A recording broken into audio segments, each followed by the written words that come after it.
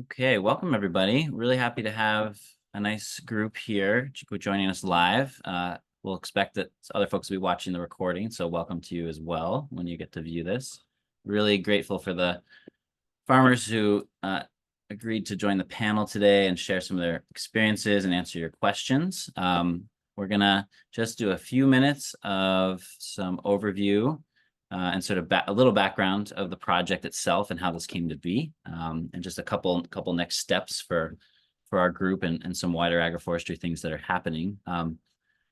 So my name is Steve Gabriel. I'm with Wellspring Forest Farm.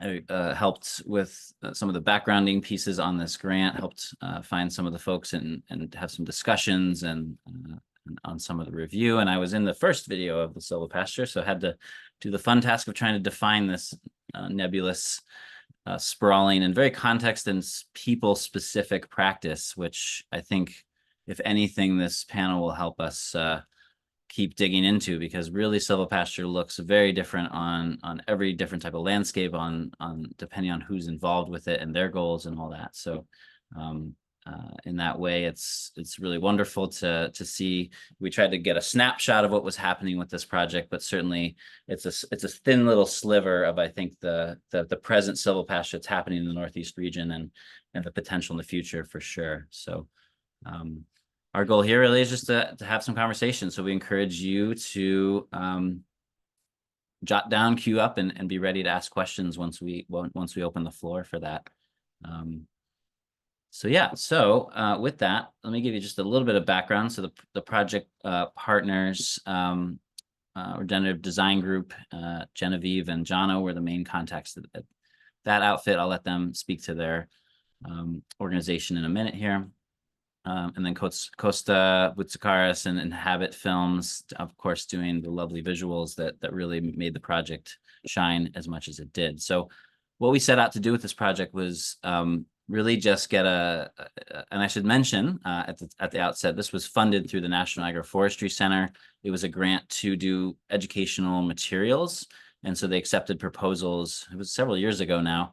And our project was really focused on just understanding what silvopasture even looked like at this point in time in the Northeast region of the US, and who was doing it, who was identifying with that as a practice, and to select some of the farms that we felt like had a wide array of examples of silvopasture, and then document them through video and through the fact sheets that were produced as well.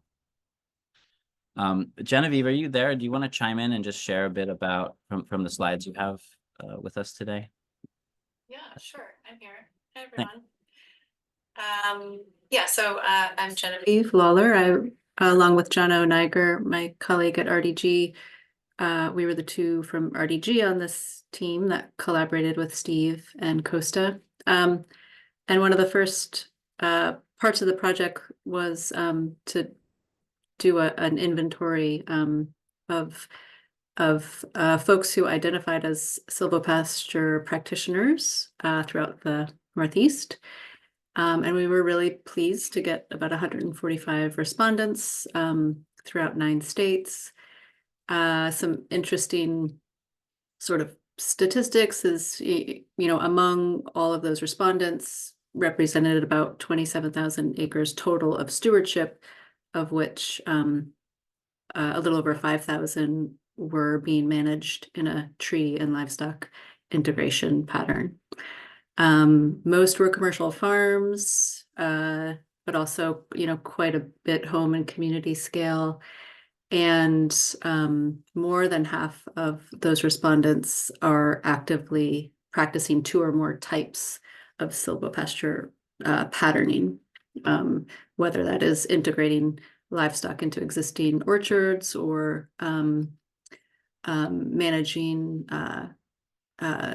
woodland with livestock. I think one of the things that I found most interesting was that the vast majority of respondents had transitioned to silvopasture management within the last 10 years or less. That's a little bit about that piece. And some of you would have seen these, obviously, because some of you on the call right now are involved in this, but the end product was the video series that Costa did, and then accompanying case study sheets that kind of got in a little bit to the sort of nuts and bolts of each person's operation. And I will say that at the outset, we had been kind of going for, maybe 4 or 5 videos or little, films as part of the series, but we got such fantastic response, and Costa got such great footage and participation from folks that it ended up being a 9-part or a 10-part series rather. Yeah. And so yeah, so these are being, the videos, as many of you know, are being rolled out bi-weekly by Steve and Farming with Trees.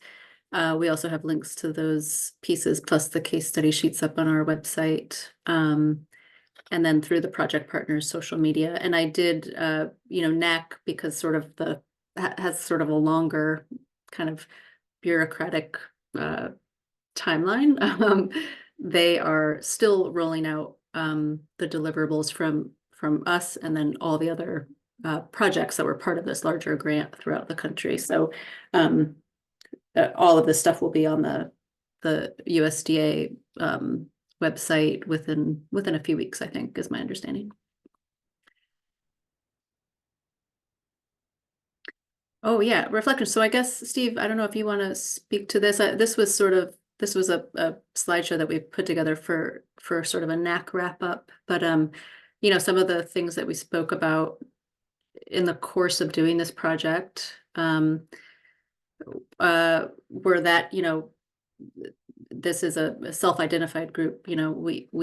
We reached out to people and made connections with people because they self-identified as practicing silvopasture and had the time and access to complete the initial inventory and felt comfortable being documented. So of everyone that responded, we really realized that this is just a snapshot in time. Not everyone uses the term silvopasture, even though they might practice animal and tree integration as part of their cultural history. And then, of course, anytime you're talking about land management, agricultural management, the land access and tenure piece is always a huge barrier, and kind of leads to that self-selecting process, especially with agroforestry and silvopasture, which requires longer land tenure than a lot of people have access to.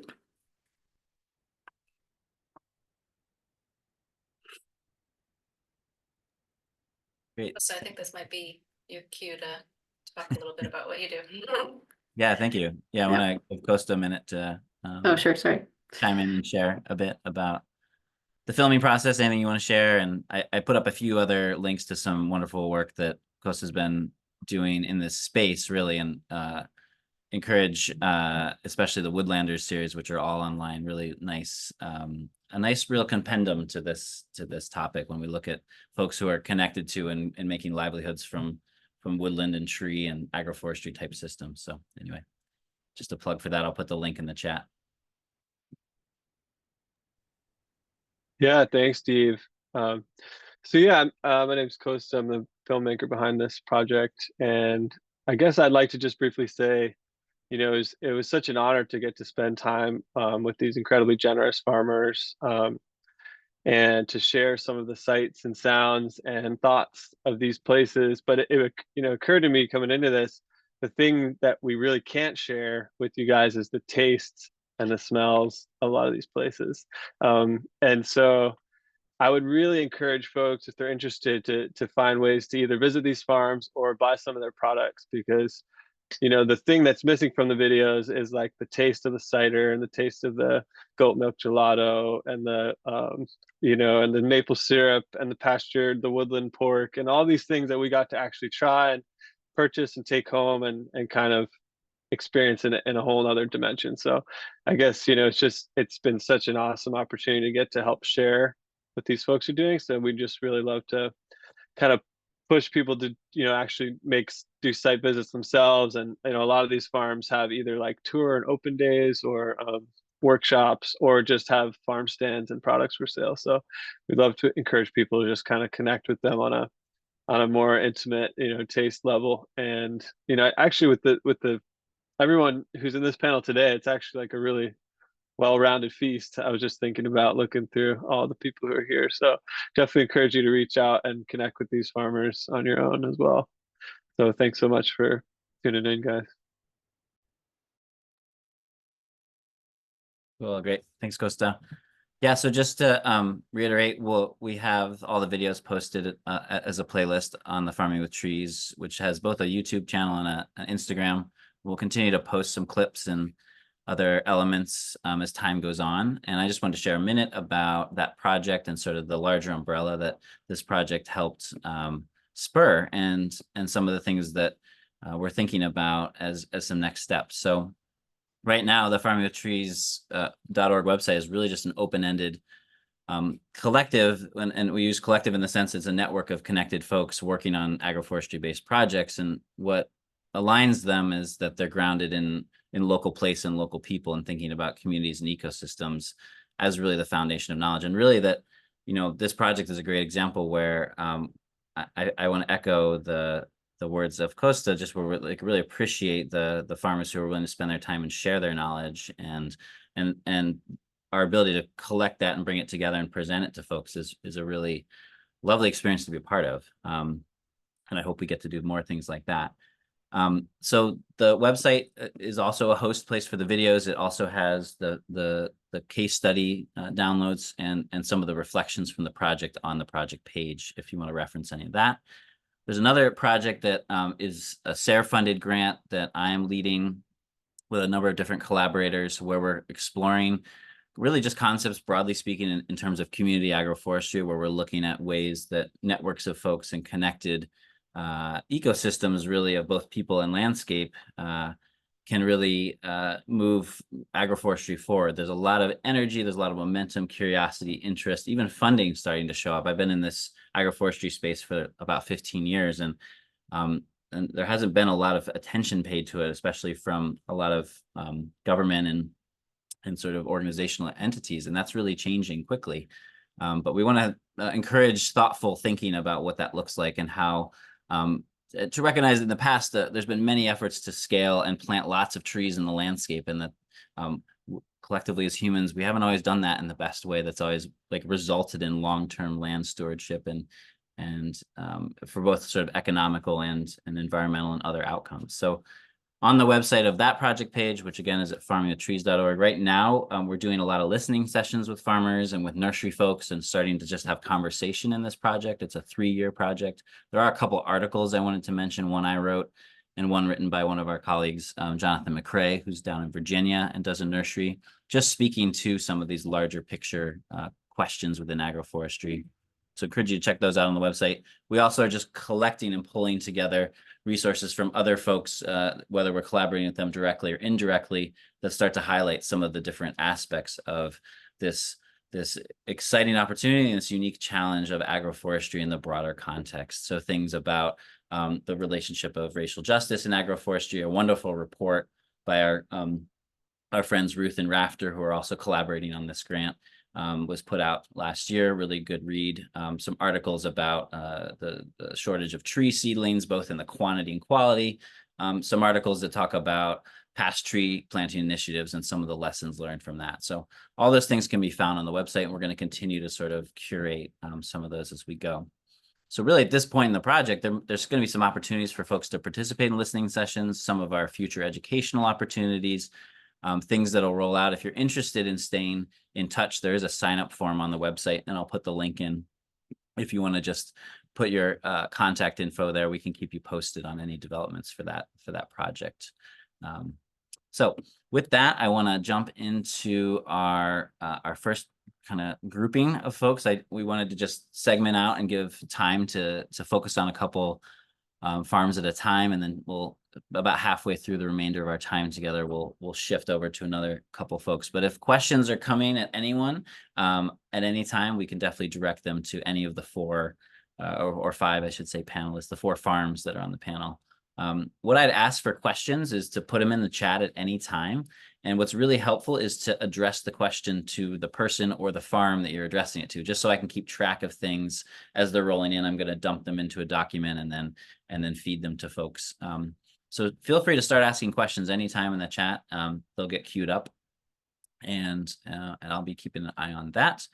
What we're going to do is just give each farm a couple minutes to introduce themselves and share anything in relation to this project that they found useful or helpful in the journey of farming and tending land. So I am going to first start with Eric and Redbird.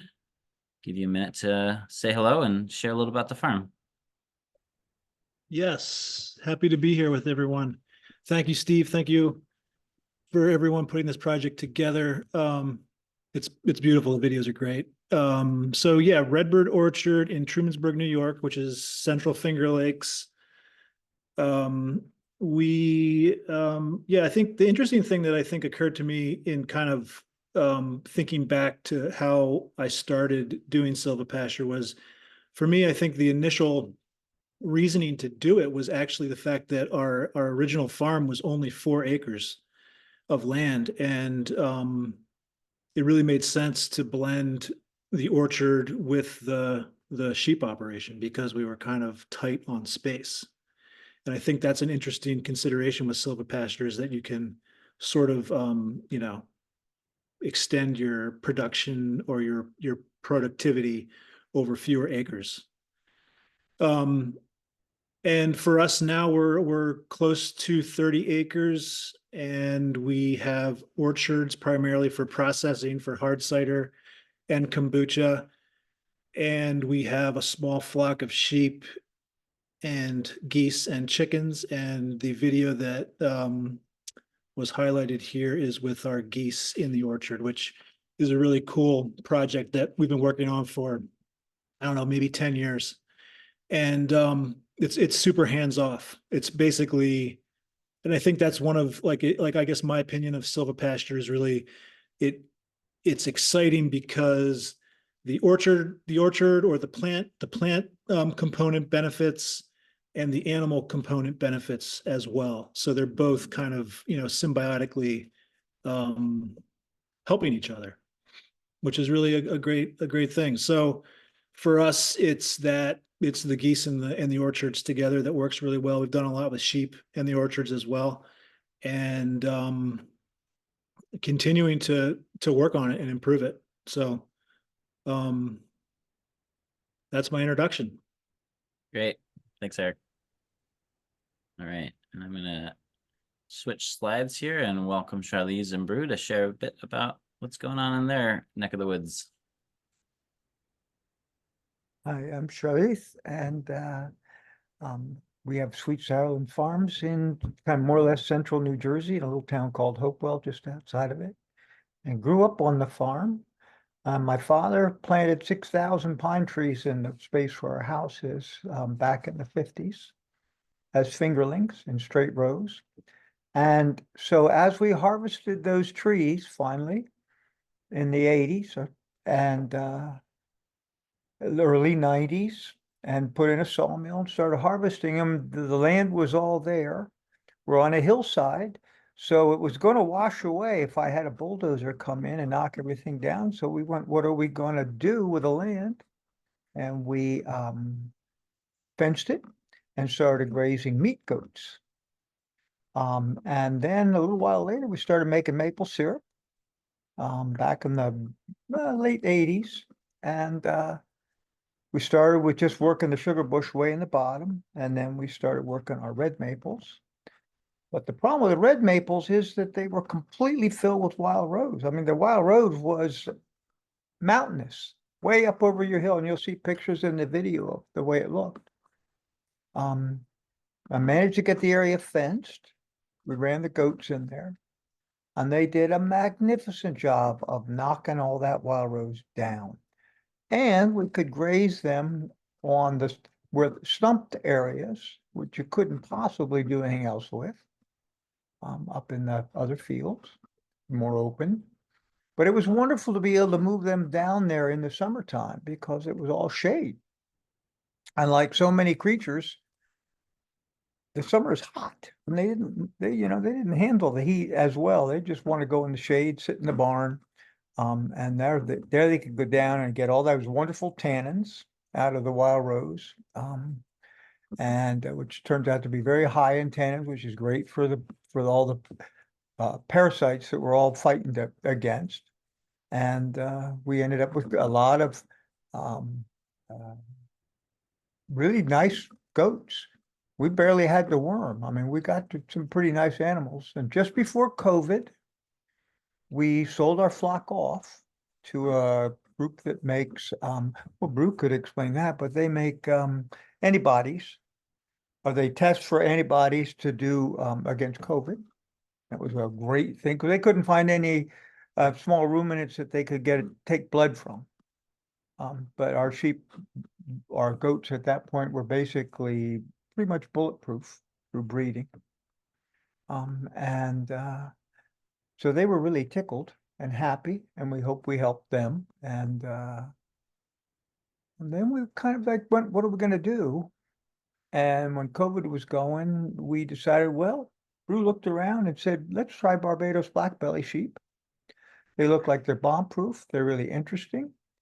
And we've been very fortunate in running some very beautiful animals. And so far, we have not had to worm an animal, which is pretty remarkable for small ruminants.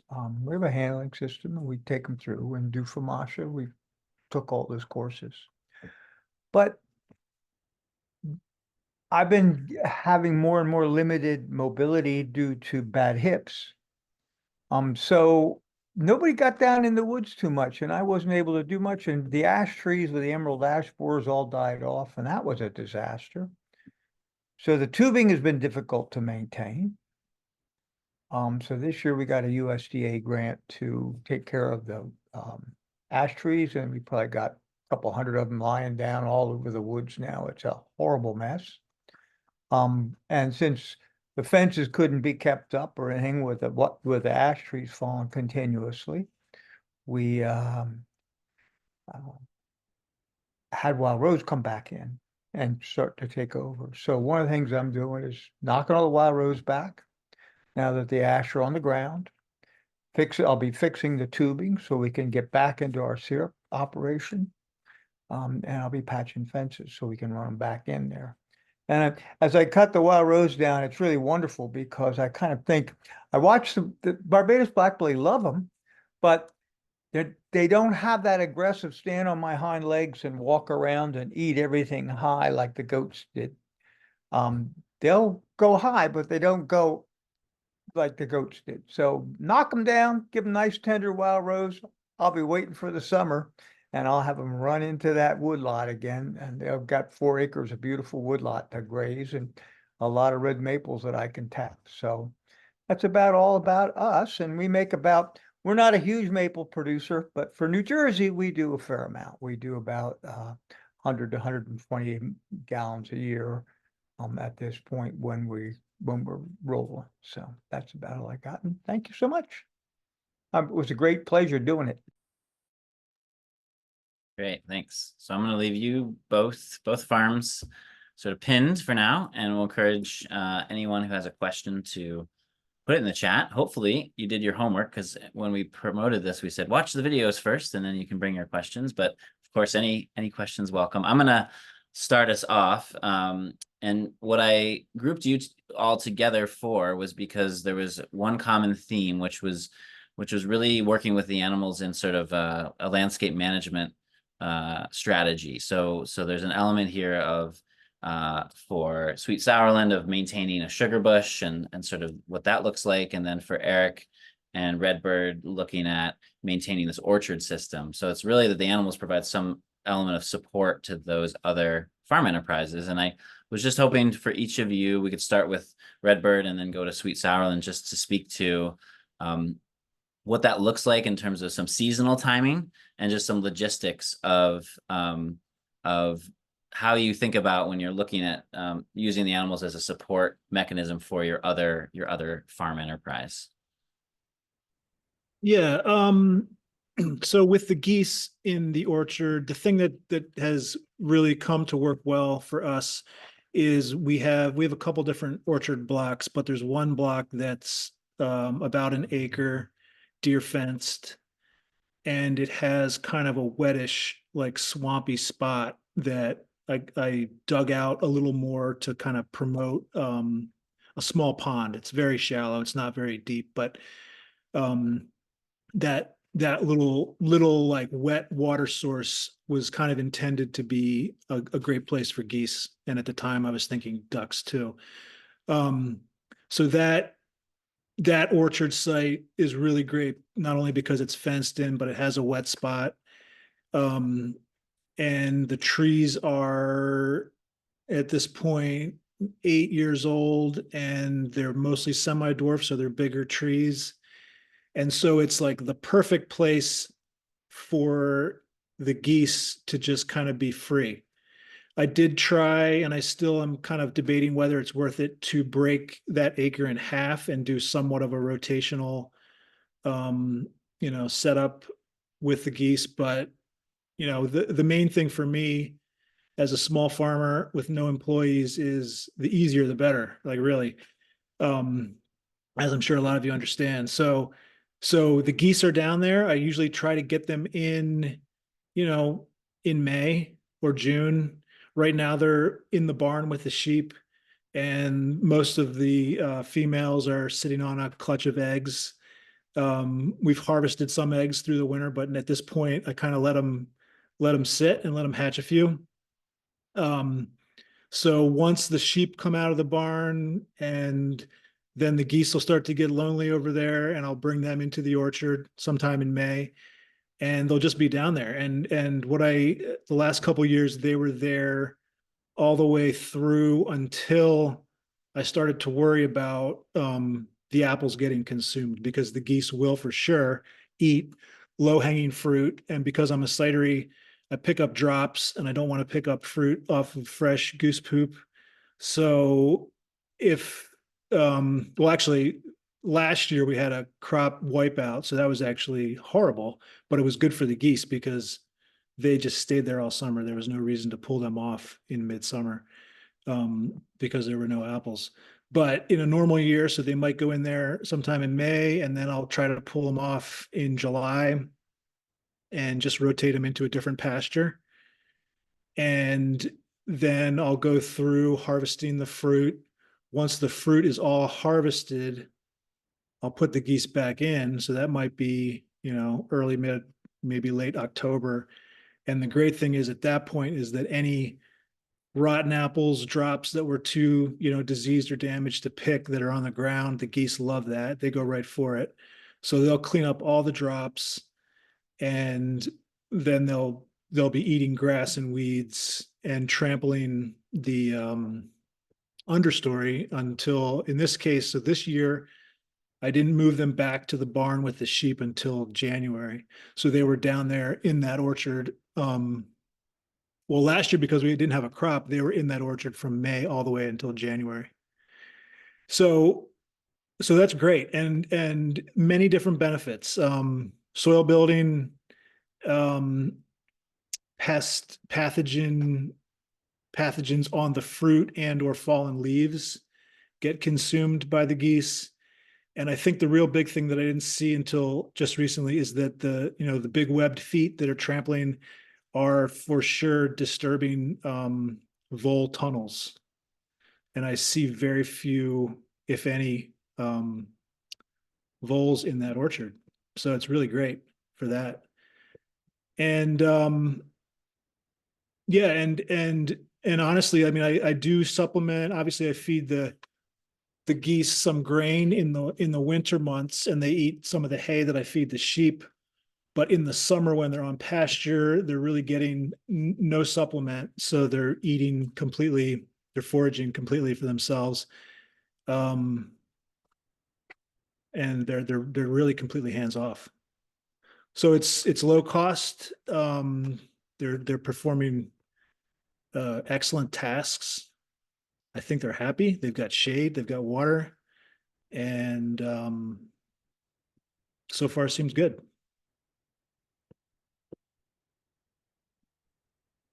And they're much easier they're like from an orchard perspective, as you know, if you've worked with sheep and goats, well, goats would be even harder, but sheep love to eat the foliage of the apple trees, where geese, they don't really do that.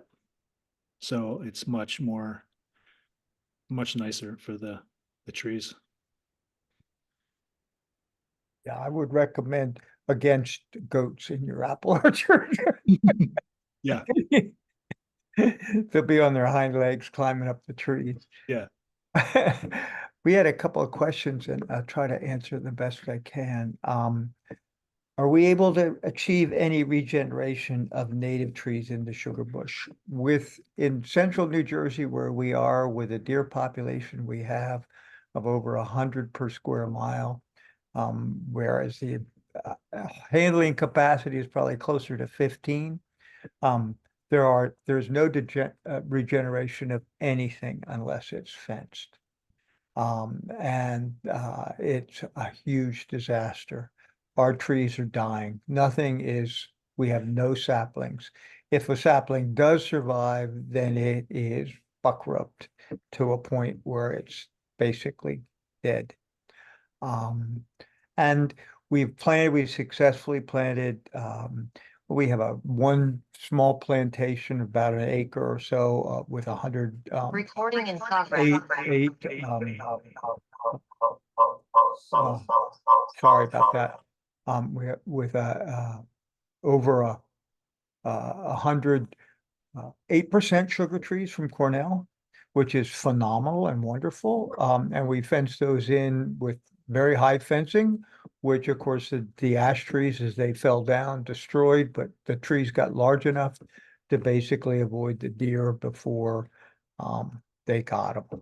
And that's been really nice. And those trees are growing, and eventually I'll have these wonderful straight rows of sugar bush so that the tubing just goes right down and it'll be above the sugar house, so I won't have to pump anything up, and that'll be beautiful. Of course, it may be my grandkids who do that. At 75, I don't think I'm going to be going all that much. Maybe another 10 years, maybe 15, who knows? I could throw wood in the firebox, for a few years. And so it would be lovely. Anything we plant, we have to fence. And there is a grant, new grant, in Jersey for fencing, but the problem is in any area where there's ash, an 8-foot fence is not going to stand, because it'll be beaten down very quickly. And I can repair a 4-foot fence, but I can't. 8-foot fences are really difficult once it's been crushed to the ground. It takes a lot to stand that back up again. And as far as, so there is a grant, and we're going to put up the information in the chat on the grant for the ash trees from the USDA. As I understand it, Put it up. yeah, it's been put up in the chat. It is, I don't know if it's This still, funding cycle closed yeah, it's October funding, 20th, 23, but they'll start a new funding cycle. yeah, so it'll come up again. As to willow branches, we have some pussy willows growing. I think that they're high in silicates, and they may have a lot of tannins in them as well. What we understand from is that the tannins that are found in oak leaves and in oak saplings and Lespedeza, which is considered in some places in the South is considered an invasive, but it's a summer legume that handles the Northeast, and kind of actually for us has turned out to be a wonderful plant, because it's all of our cool season grasses are gone, and we can graze the Lespedeza. It's high in protein and also high in tannin, and the sheep seem to love it. It's difficult to bale, but we've managed to bale a little bit of it. What else? So I don't know too much about willow, although we may be planting some of it. we have one, as part of the grant that we're working on, we have to put some trees into the area that we've been dropping the ash. The problem there is it's really wet. And I talked to them about willow, and they don't want willow because that's not gonna hold enough carbon.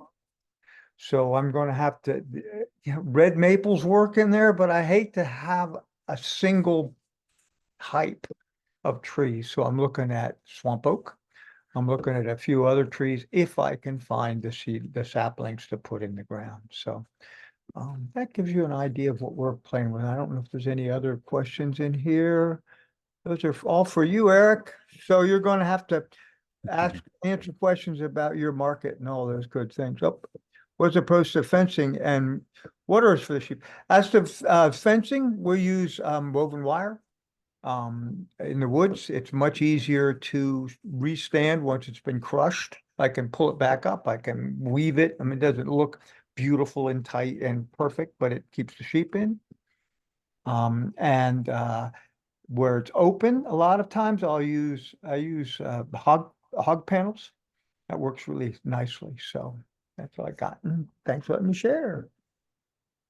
Yeah, thanks. And those two questions are, I want to just give Eric a chance if you have anything to share about your fencing and watering strategies. I guess they're asking about sheep, but if there's anything particular about the animals, and then anything if you know about willow. I put a link in the chat to a library. Our farm did some fodder research, and that's an open source Zotero, which is really just a way to collect different peer-reviewed articles and resources in one place. And there's a bunch of willow articles there that you could follow. It's a rabbit hole, I'll warn you. But there is some research to show that willow has benefits for reducing parasites.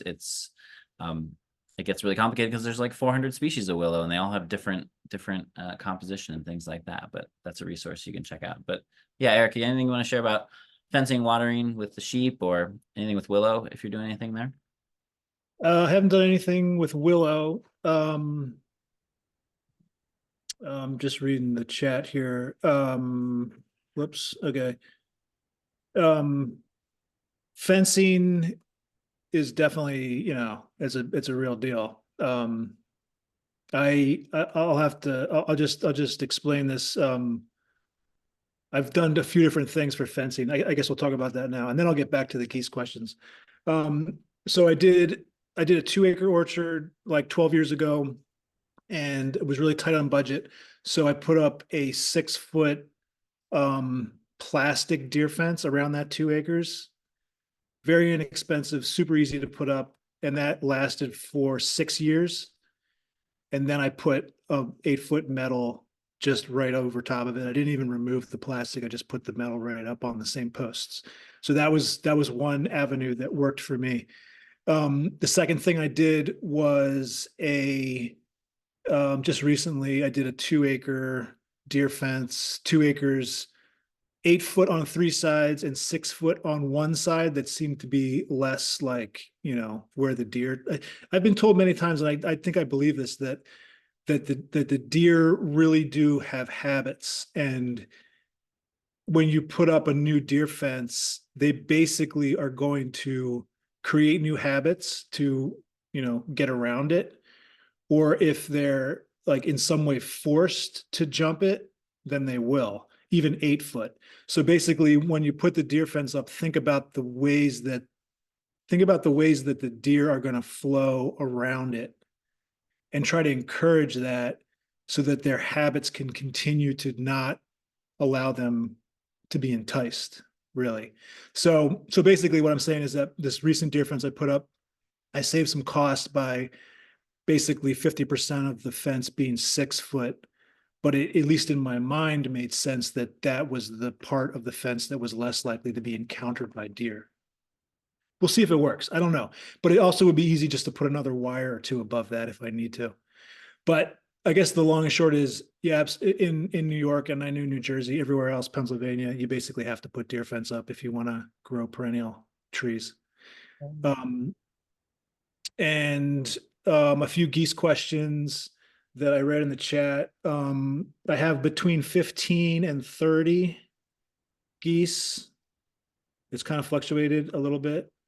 So like I said, I put all of them on an acre, and they seem to, in a normal year, near normal rainfall year, have plenty of forage all summer. What was the other questions? Oh, I don't market them for meat. We do get a fair amount of eggs, and we've been just eating them. We have family of 5, so we can eat eggs. And but I have seen, interestingly, at the Ithaca Farmers Market, people selling goose eggs for $5 a piece, which is pretty good price. There's definitely, I think, a market for that. What were the other questions in the chat? Just the biggest challenges. Oh yeah, biggest challenges. With the geese. You said a lot of lovely things. So how do they bug you? Yeah. I think I noticed with some replant trees that I put in that at some part of the year they seem to want to like just sort of nibble at the bark or like pinch the bark a little bit. They didn't actually kill any trees, but I could see that maybe if they were in an environment where they had less forage, they could potentially go after the bark of very young trees, like 3 years or younger. I think that was something that kind of concerned me. I have lost a few geese during the summer, and I think it's because of owls. That's my best guess. I don't know what else. I don't know if a fox usually would drag off the prey. I think the couple geese that I found dead in the summer were like lying in the orchard and kind of picked apart. So I'm guessing maybe owls or possibly a big hawk. I don't know. Otherwise, it seems like they're pretty predator proof. And what other challenges? Yeah, I don't know. They seem pretty sturdy, pretty strong. I guess. Well, the other thing is the poop. So for a while, we were certified with Demeter, and it's the same with NOFA. There's the 90-day, or is it 120? I always forget. There's a certain day of quote unquote fresh manure application to a food producing system. So whatever you're growing, if you have animals that are pooping in a food producing setting, that's a fresh manure application. And therefore you can't harvest that food unless it's been free of that fresh manure application for 90 days. So in a certification or food safety audit or whatever, you have to kind of pay attention to that. And so it sort of fits with what I said earlier about pulling the geese off prior to coming into harvest to give it that time. If you want to get picky about it, you can do it exactly at 90 days prior to harvest, but that is probably in a producing orchard. Of course, you have years of younger trees that are not producing that you wouldn't have to worry about that.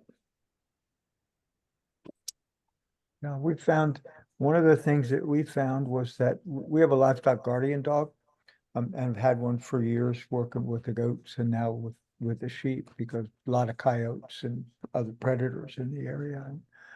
There's nothing like protecting forest land than letting your sheep and your dog in. They do not like deer. They keep the deer out. And the deer out, there goes some of the ticks that were mentioned in another question. How do you deal with the ticks? And the other thing to deal with ticks is to get rid of the invasive species. A lot of times the, what's it called? The barberry. Barberry is a huge holder of mice and voles. That's a very protective area for them. And as that barberry cover comes over a section of forest land, it fills with ticks. They've done studies where you just pull a net across and you're just filled with ticks from that barberry. So we've been doing our best to eliminate the barberry from anywhere on the farm.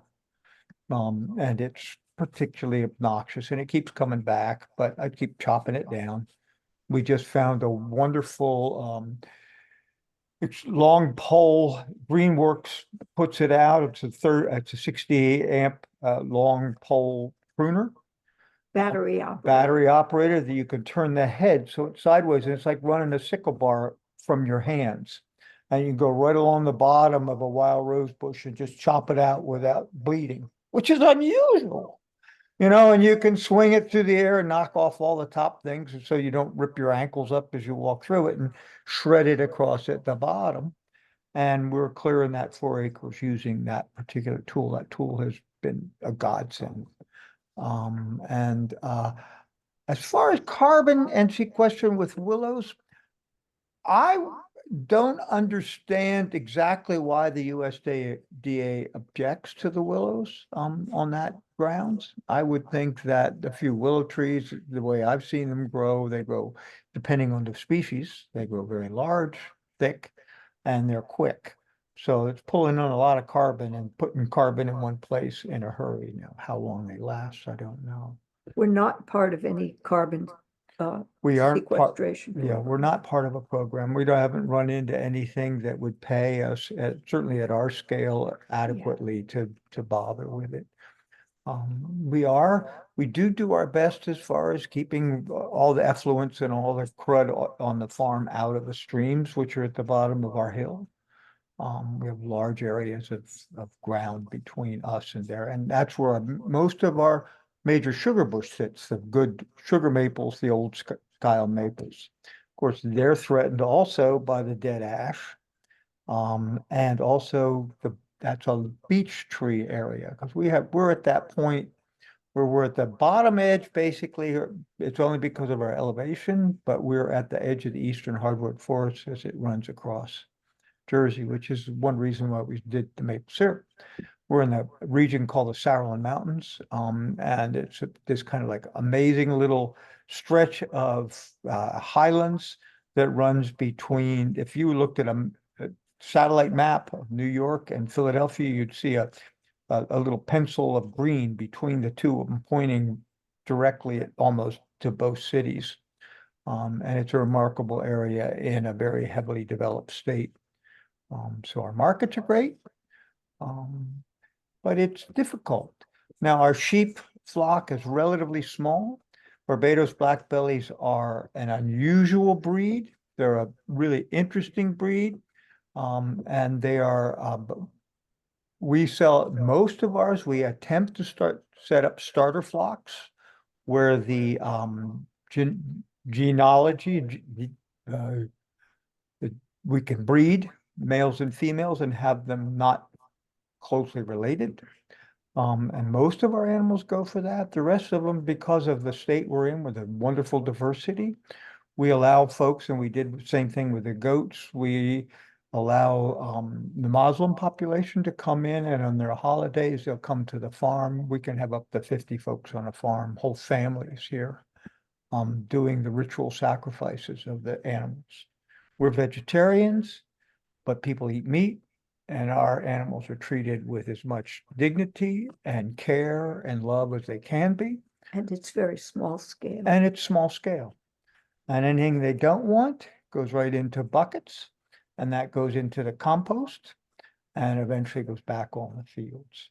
So it's a relatively humane, if eating meat can be humane, it's about as humane as eating meat can be. So we do our best in that way as well. Anything else? No. Any other questions? Just please let us know. And we have a website, which is just Sweet Sarlin Farms. It's Sweet Sarlin Farms with an S.com. No, it's a local harvest page, but It's a that's local okay. harvest page. They Google Sweet Sarlin Farms, you'll find us. Yeah. Cool. We have just a couple more minutes where we're going to transition to our other two panelists. So I want to ask a final tie-up question. I just encourage you both, each farm to reflect a bit on sort of zooming out on the big picture, like we have with Silvopasture. In any case, we have a animal component, we have trees, and we have the forages, and kind of the dance and the orchestration of all those things, and how they change seasonally, how they change from one year to the next, how climate change is affecting those. So curious just to hear, thinking into the future, what does Silvopasture look like on your farm? What are you hoping to work with, and what are some challenges you see on the horizon to continuing to integrate these things, because we know these are complex systems that have a lot to manage, despite those benefits. So yeah, what does the future look like in silvopasture for you? We'll start with Eric and then go back to Charlize. Yeah, actually, I've been thinking about this a lot lately because I'm really excited about the available funding to support silvopasture coming from USDA, and it's great. And I think that for me, I feel like finally farmers can get paid for the things they do that are not just growing food. And that's really carbon sequestration. I think I have a vision in mind for the next silvopasture project that I want to grow, which is basically 10 acres and a whole bunch of apple trees and sheep, ducks, and geese grazing amongst them. And if you incorporate the carbon sequestration component and you put value to it, and in the case of a small farmer, if you're actually paid for it, if you're reimbursed, if you're given money to do it, that's essentially another crop. That's like as we as farmers know, making money off of growing food is really, really difficult. But I like to always advocate for the other things that farmers do, and maybe there's coming a time when we get paid for those things so that we actually can be economically sustainable. So that's what I see for silvopasture in the future, is that it is not only a sustainable, natural, great way to grow food, but it is a way to be a more sustainable society and be gentler on the earth and contribute. So happy to be a part of this. Thanks, Steve. Thanks, Eric. Thank- I was fortunate some years ago now, it's probably been 10 years, to be at a roundtable discussion at the University of Vermont online, and about how climate change is going to affect maple syrup industry. And I said, well, just come to New Jersey. It's not a problem. You guys are about 10 years behind us. And our sugar bush is not doing as well as it was. The regeneration is bad, and I don't know if it's just the deer. Although I do see lots of seedlings down there for about a week before the deer just come through and mow everything. But red maples handle that heat quite well, which is one reason why we'd probably be planting more red maples. And fortunately, with reverse osmosis at this point, we can handle that. And so I see more. Interestingly enough, we had a gentleman here yesterday from Princeton University, who's doing graduate work on animals and a cooling system for animals run on solar panels that could be hooked up to a barn, so that you'd have your barn and your animals would have a place where they could get away from the stress of the heat. And obviously silvopasture plays a major part of that as well, which is one reason why I love having a large area of woodlot set up for them to graze in. Now, ours is a real forest situation, and I noticed that there's some other ones in the videos that are full forest situations at this point, where the animals are browsing what comes naturally and taking what comes naturally in that situation. And we have the similar situation. Now, as to fruit coming off our trees, it's like, I don't know if you have that with your cider, but my cousin worked at a cider mill in PA, and said, I used to watch the mice run into the cider press, and you couldn't stop them. And what are you going to do? You have a mouse in the press, it gets pressed.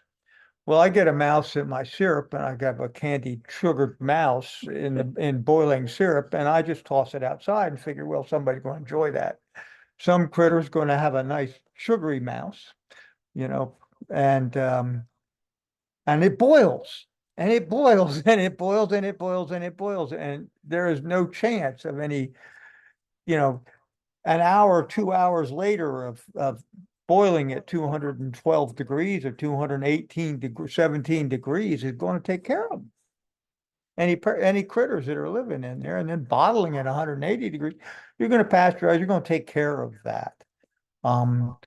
So I'm not particularly worried about picking up anything from the sheep manure. What I would worry more about is letting that nitrogen pass down into the below us.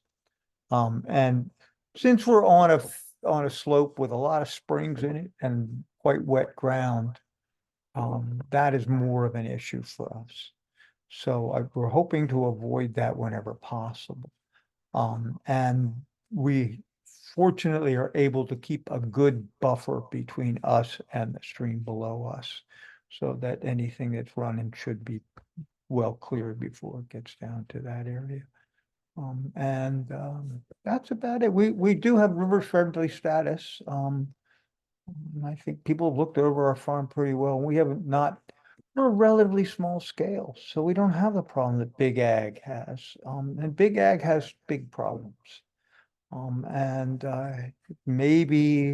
Many Northeast farmers, we're just not of that scale. And we've kind of missed out on a lot of USDA funding.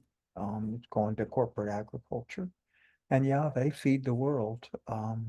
But we feed as much as we can feed, and we're saving too. So hopefully we'll get a little more funding, because funding does help. It makes a big difference whether you can go out and, I mean, I would not have attacked these ash trees and this stuff the way I've been attacking it now. I couldn't afford to. I couldn't afford to have a crew come in and knock down all those trees and ration them. But it's getting done. So thanks for letting me share and be here. Great. Thank you both so much, all three of you. Appreciate it. I'm gonna transition us to our second group of panelists. And start off with Lisa is going to share. Let's see, share just the screen here. Go ahead when you're ready. Thanks for being here. Sure. Hi, thanks for having Painted Pepper Farm as part of this. So we started farming commercially, sort of like Charlize did at Sweet Sourland. It was maple syrup. We have 40 wooded acres. That's a mixed forest for the most part, although we do have a stand of spruce and we have a stand of cedar, small stand of cedar, and a couple acres of wetland. The rest is mixed conifer, red maple, poplar, birch. And starting with that, with a forest, I grew up on a cow dairy in upstate New York, and so dairying's sort of in my blood. So we brought goats onto the property in 2003 as just part of a homestead. And I think we just kind of gradually grew it. We were, in 2005, we were certified organic dairy. We went from homestead to commercial. Organic rules at the time came with some requirements to have a certain percentage of your feed source come from the property that you're on, not to be hand fed to them. And so where were we going to go but into the woods?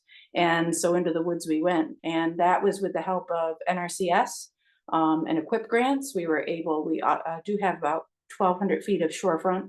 So they helped us with fencing so we could keep the animals from going, unless it's intentional, too close down to the shore on a regular basis to keep the feces out of the ocean.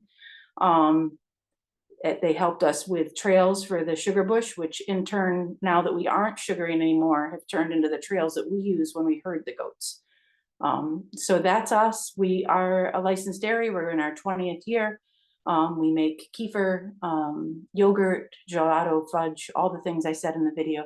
And we currently have a herd of 50 Nigerian dwarf dairy goats, which is about to become probably about 100 with kidding season, but then it'll go back down again. So thanks for letting me introduce ourselves. Great. Thanks. And John. There we go.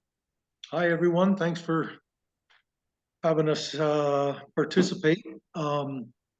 I'm John Hopkins, and my wife and I bought an 86-acre farm in Northeast Pennsylvania in 1986. We moved back here from Colorado, and I kind of brought some Colorado ideas back with me and wanted to raise cattle and do a cow-calf thing. And so we started out with 6 Hereford heifers, and we bred them. And the farm had been left fallow for several years, and there were old fields and overgrown fields and second growth woods and some dense pine plantations. And we just started with the cattle and 2 horses we brought with us and started grazing. And my first experience with the economics of cattle in Pennsylvania was not so good. We took cattle to the auction barn and got beat up pretty badly. We didn't even cover the cost of carrying a cow. So about the same time that happened, I heard of this guy named Joel Salatin, and started reading some of Joel's books, Pasture, Poultry, Profits, and Salad Bar Beef. And the idea of marketing direct to the consumer really attracted me. So we sold some custom beef our first year, and then we added poultry. And as things caught on and we grew, we added other enterprises, pastured poultry, the turkeys, laying hens.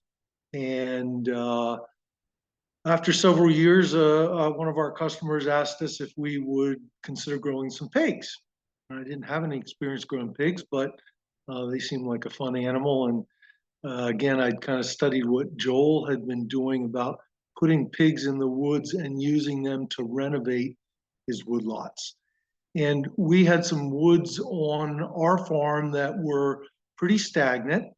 My background is and profession is as a forester, so I was used to manipulating the woods and opening up the canopy to get more sunlight into improving growth and vigor of the trees. But now started thinking about creating another layer of management or another canopy to manage, the forage canopy underneath the forest. So we had a stagnant pine plantation.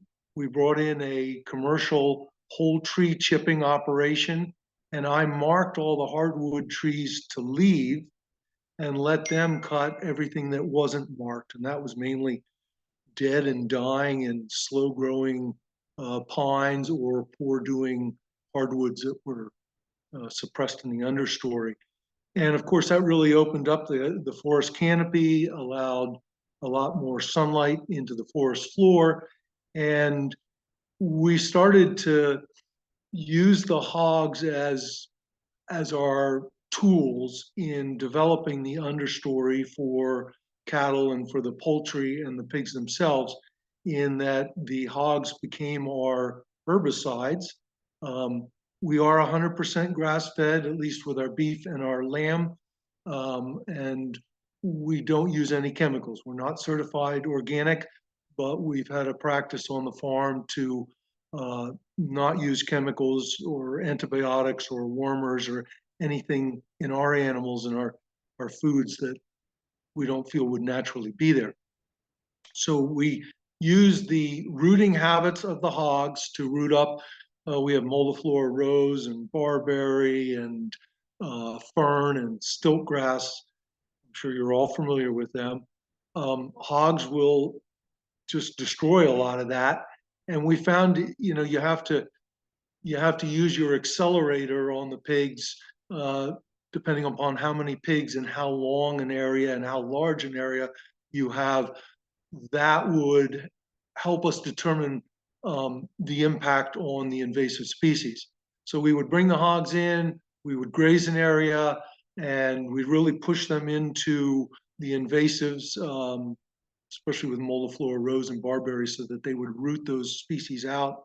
And then I would broadcast seed, and we would leave the pigs in for another couple of days and let them cultipact that seed and get good soil to seed contact. And then we would pull the pigs off of that particular area and rest it.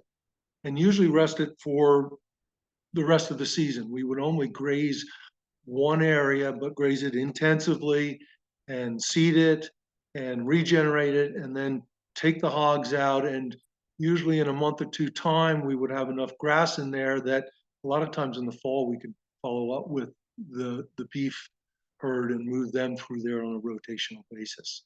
And so we added pigs as a tool, but also to help us diversify both our product mix and diversify within our farm using our woods for pasture and not just woodlot.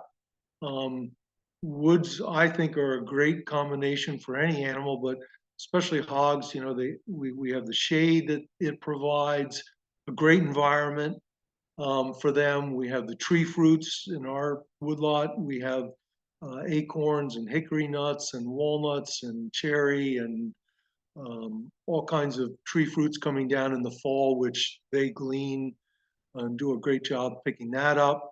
And then, of course, they develop their own understory pasture, and that can not only benefit them, but it also benefits the other species that we were running on the farm. After 36, 38 years at Forks Farm, we sold the farm in 2022 and sold the business to some folks from Massachusetts that came in, and they're currently using our woodlots and using our systems that we had developed. We coached them for the first growing season and then help out occasionally now. But now I've moved to a family farm and we're developing a new silvopasture for our beef cattle here. So that's our story.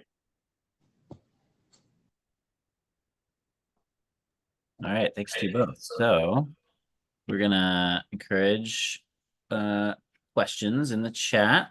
Again, helpful if you address the person or farm, so I know if it's not clear.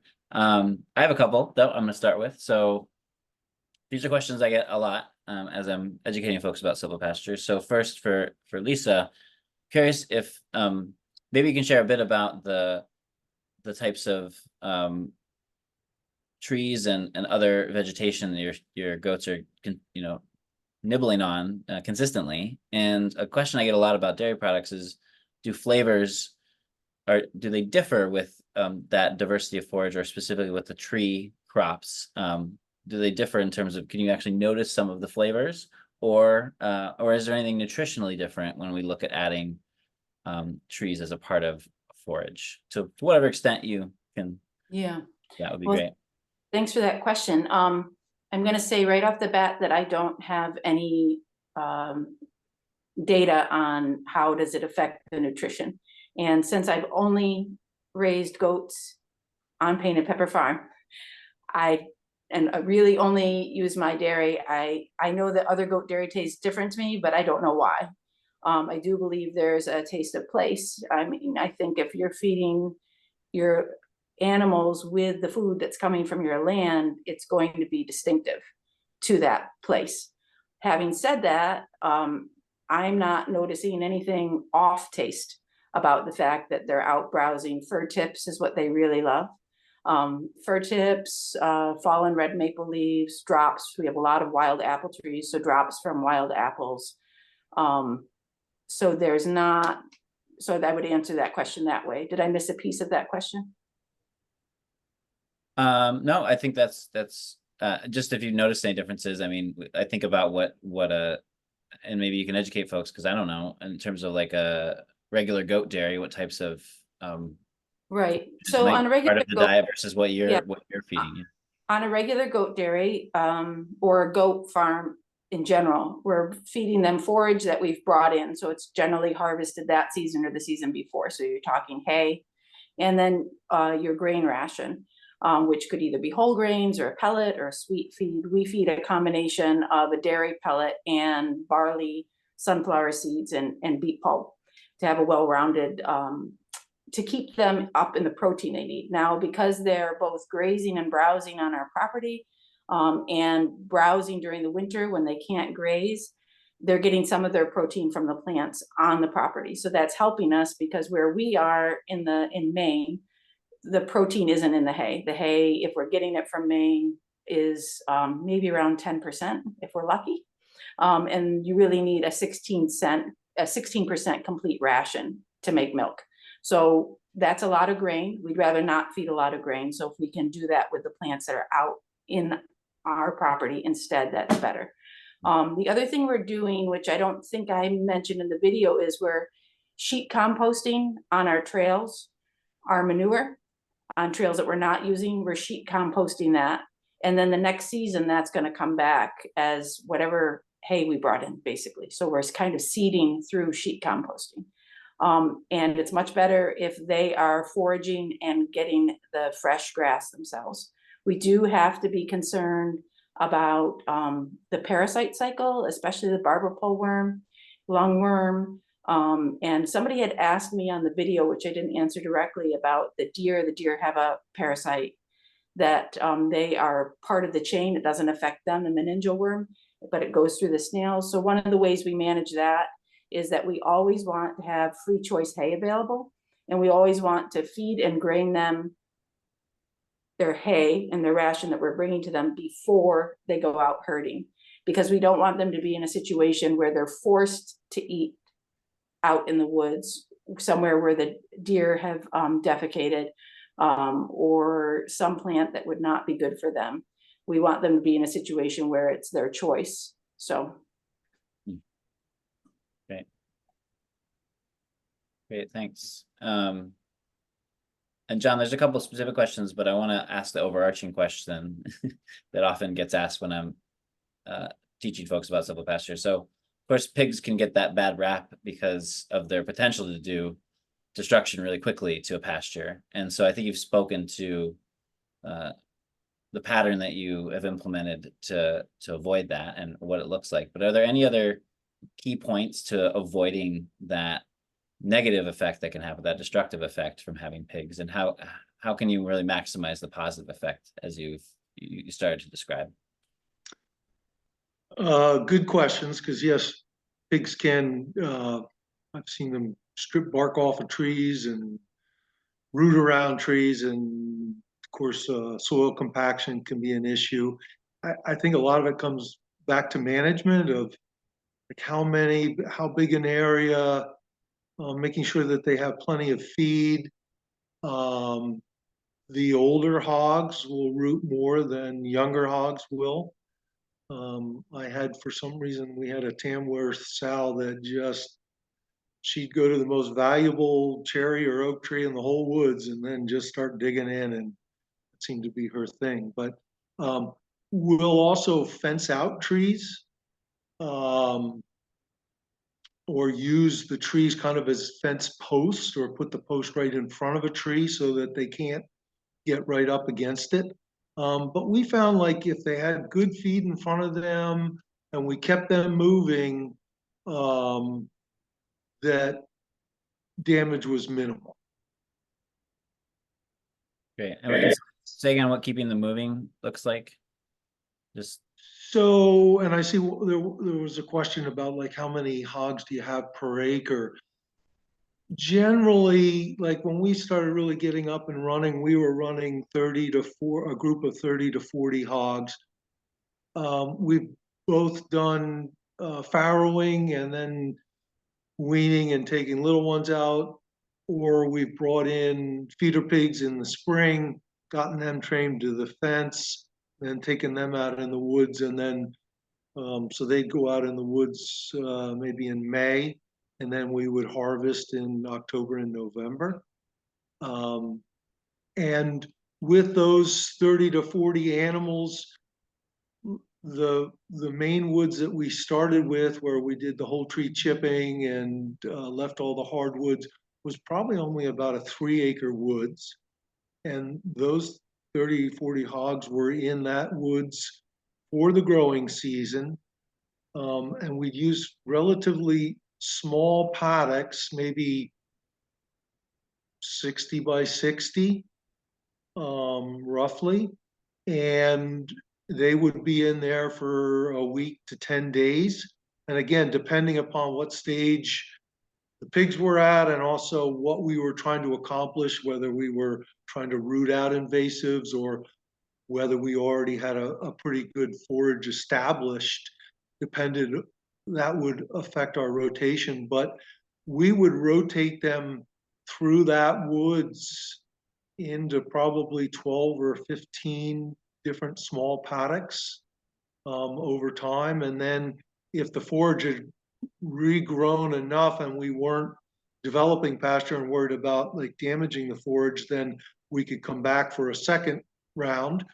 Or if it was young forage that we didn't want to put the pigs back in and wanted to give them more time, then we would take them to a different woods. But just like with your cattle or your sheep or your goats, keeping an eye on how much residual you want, what you're trying to accomplish, really affects, you know, your rotation, and of course how many animals and the weather, and there's a lot of factors that come involved. Yeah. Great. I'm gonna, since since goats are often second place in the jokes around, you know, the destructive tendency of animals in the wrong context or with management, I'm just curious, Lisa, if you have anything to share in your experience that you'd want to pass along to folks about minimizing maximizing the positive. Yeah, no, they can be really destructive. We tried to plant some apple trees and they took them right out. So with the goats in their permanent paddock, we put chicken wire, 3 layers around up to about 8 feet. Now, keeping in mind, we have the smaller goats. If they will stand up and reach high, and they will girdle trees if they don't have anything else to eat.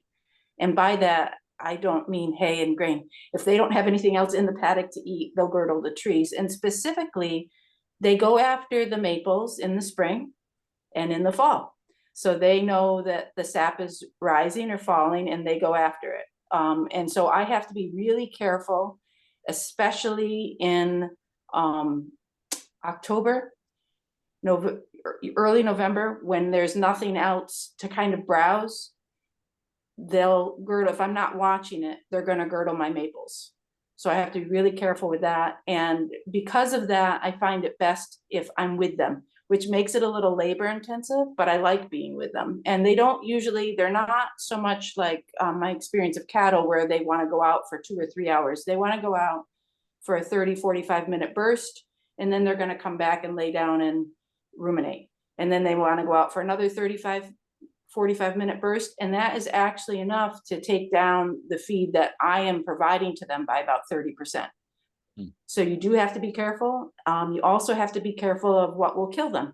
Wild azalea, or lambskill it's called, or sheep laurel is very prevalent on our property. Our property is really an acidic forest. And there's lots of that. There's lots of bunchberry, and this will kill them. We found when we first bought our stock, it was all stock that had been raised in barns and in a closed paddock system. Within 1 generation of dam raising, we don't have that problem anymore, which I did mention in the video, but you do have to be aware of that they can actually die from some of the plants out in the woods, depending on your forest. Are there ways you supported learning around which plants, or what does that look like? Well, you can, I mean, I think the cooperative extension is a wonderful source. Anybody can go to their cooperative extension and Google online, like what plant should you avoid. But when we first got goats, and when I mean first got goats, I mean, we got 3 little pet goats back in 2003, and we built them a paddock. And then we found out that the whole thing was carpeted with sheep laurel. We tried pulling it all out, but it works on runners and rhizomes underneath the surface. So it's not really very effective to do that. I think the best thing to do is try and make sure it's not in the permanent paddock, and then be with them supervised when they're first learning the property, if it's a new venture for you. But like I said, the dams, or the does, the mother goats, seem to teach the babies what to eat and what not to eat. So as long as they're dam raised for at least 2 to 4 weeks, because we don't have a problem with our bucks eating things that they shouldn't. If they're dam raised for 2 to 4 weeks, there isn't a problem with them eating poisonous plants overall. Mm-hmm. Right.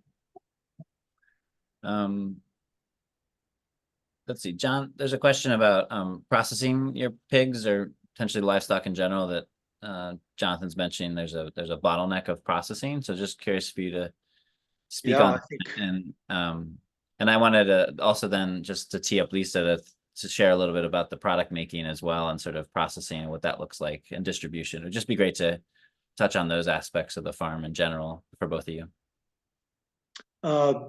processing is definitely a bottleneck, not only in the Finger Lakes, but I think all over. And what we've seen over the years is that it got worse because in our area, a lot of our butchers were older and have trouble finding young people to help out. And with the growth of this kind of regenerative agriculture and direct marketing and the growth of our small farms, then that's put more pressure on the butcher shops.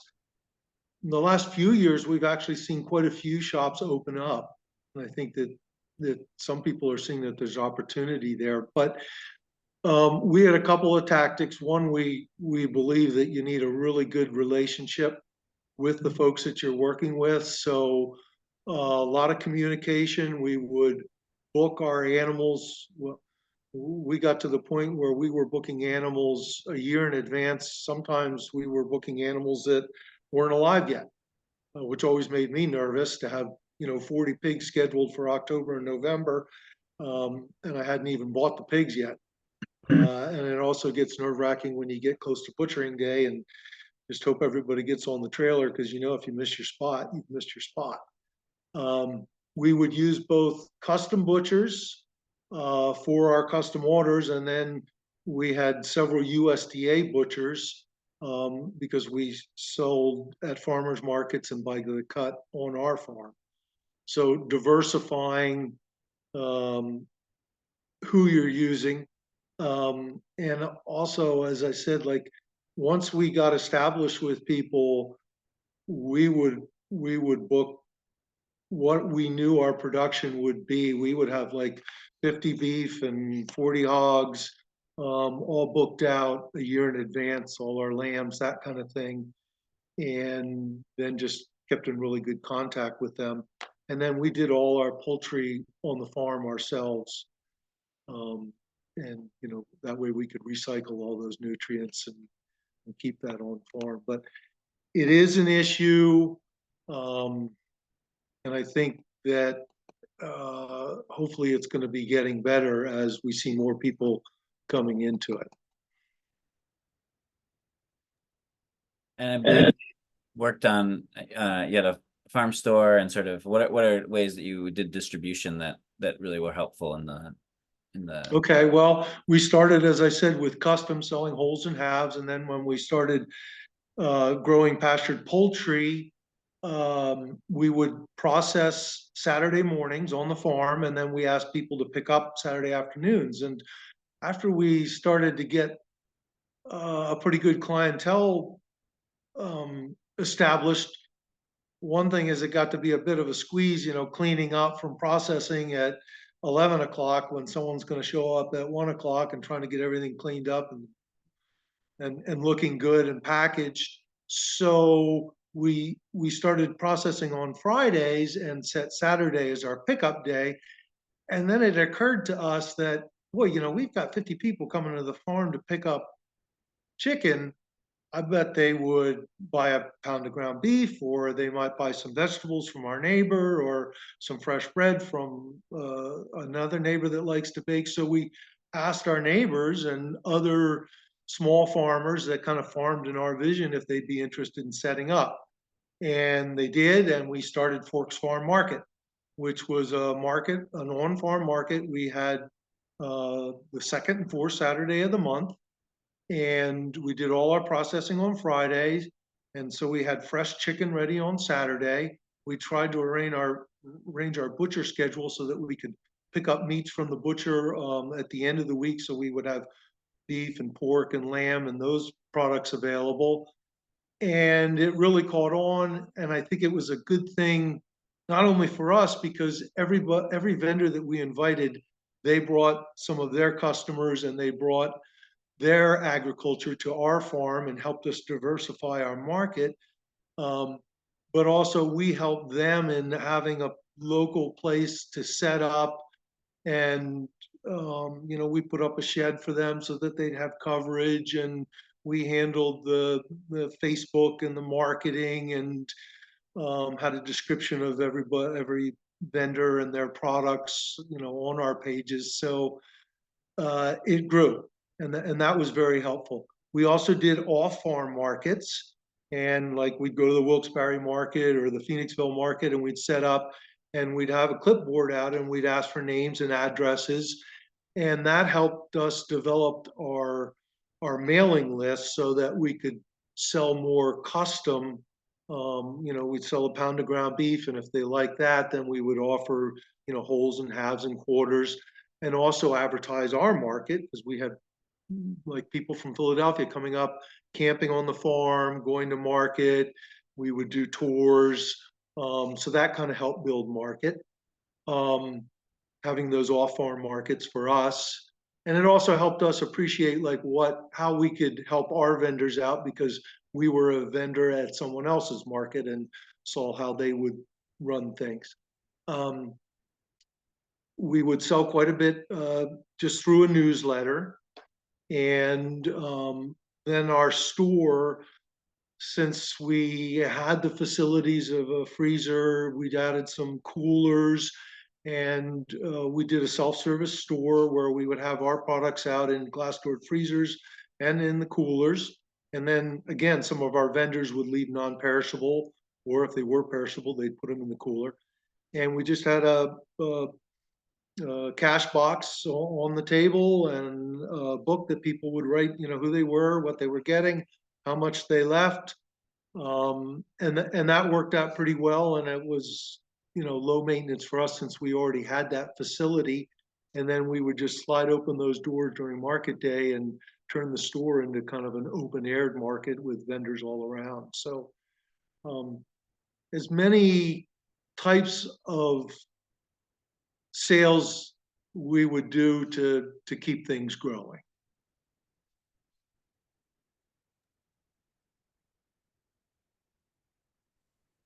I see there's one question about fencing hogs, and we get that question a lot. And I will say that hogs are very smart, and they're easy to train to an electric fence. And we kept groups of hogs in for years and years and years with 2 strands, or even the sows with a single strand of electric fence. If we were buying feeders in, we would bring them into the barnyard. Our feeders were conventional. They'd come from a CAFO, and we'd put them in a barnyard with wood chips on the ground, and they'd just go nuts because they were used to concrete, and just that tactile sense of having something to chew on and being able to play and run around. So that was like a great thing to see. But we put them in the barnyard, just get them used to us and our farm, and then we would introduce electric fence, and inevitably they would hit the fence and squeal and go running through it. And we turn the fence off and get them rounded back up. And once or twice with that, they would catch on.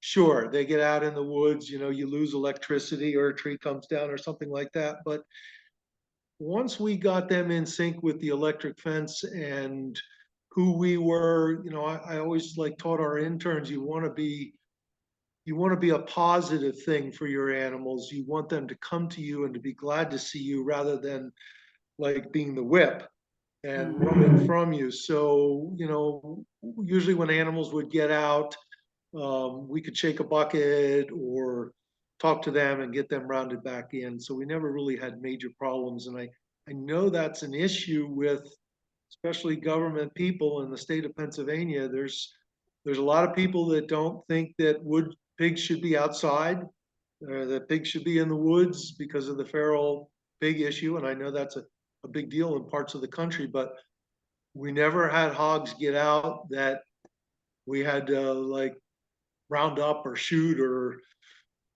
take extreme measure. We were always able to get them back in. And so just setting up a good electric fence, making sure you have a lot of power in that fence, they're going to get zapped. They'll teach themselves, but they are smart, and like most animals, once they get into the routine, they're comfortable within their paddock. Cool, thanks. So Lisa, I'll just have you wrap us up with just share a bit about your dairy and sales and distribution and anything that you found really helpful in developing markets. Sure. We started in 2003, like I said, with maple syrup, and we were exclusively farmers markets. When we started the dairy, we were doing about 5 farmers markets, and then we slowly branched out to wholesale accounts, where we probably peaked at about 12 wholesale accounts just in the state of Maine, because we're heat treating our milk. We're not pasteurizing it, so it's licensed for sale in the state of Maine, but not in interstate. Around when COVID happened, we were probably still doing 8 to 9 wholesale accounts and 3 farmers markets. And as I said in the video, COVID really changed things for us on a number of levels. And one of those was that we got to do a reevaluation, like most of us, of how did we want to spend our time. It's my daughter, who's soon to be 18, and myself left on the farm, and we really want to spend our time on the farm. So we pulled back our wholesale accounts to ones that we could reach in a day. So we have a circuit of accounts that we can reach that are no more than an hour and a half from us. We have about 6 now. We have a open all the time farm stand just outside the farm gate, so people can come 24 hours a day and get anything we make there. And we've just started being a part of Farm Drop, which is sort of a grassroots movement by us, which is an online farmers market. So customers order from Friday morning till Monday at midnight. We get all our orders as they come in. On Tuesday, we pack it, and we bring that while we're doing all of our wholesale deliveries. We bring our Farm Drop deliveries, and that's a direct farmer to consumer sale, considered so by the state of Maine. And so that in areas in Maine where we have the Food Sovereignty Act, or where you don't necessarily have to be licensed in certain communities to sell your food, that works really well, because the government considers that a direct producer to consumer sale. So we're looking to hopefully expand in that direction. We want to be on the farm to manage our animals and be with them, because that makes all the difference. It costs us money every time we leave the farm. Great, thanks for that. And yes, very, very jealous of the food laws in Maine. If anyone hasn't read into that, you can read up and also be jealous. Hopefully you've provided some templates, though, for us to all aspire to in these other states. Thank you all so much. Really appreciate you coming today. Appreciate everyone in the audience joining us. We'll post this as a recording on the YouTube channel for Farming with Trees, and on the Farming with Trees website, if you want to sign up for updates for future work we're doing, please do that. But I hope everyone has a great afternoon, a great weekend, and yeah, thanks again to everybody for this lovely panel. Lots of great stuff. And at the end of the day, the stories that we got from these 10 videos were inspiring to all of us that worked on the project, and we're really happy for the ability to share those out. And there's probably many more stories to share, so hopefully we can find ways to keep doing that. So yeah, appreciate everybody. Have a good one. Thanks for having us. Thanks for having us. Thanks. Thanks for filming and all the good work you did. And nice to meet you guys, our fellow. Yeah, too. And it's a really fantastic project, guys. We're getting so much positive feedback from everybody who gets to see your video series. So thanks for doing that. I think it's bringing a lot of awareness. You know, when I did a farm tour with the NRCS in 2020, there was no funding in Maine anyway for silvopasture. So I'm really hoping that this will bring awareness. They looked at my property and said, "You don't have any pasture. We can't help you." I said, "But wait, I have 40 acres of pasture." Well, there's a little bit of forest in Maine too. You have yeah, just a little bit, just a little bit.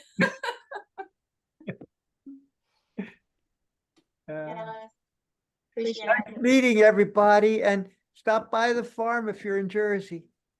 You bet.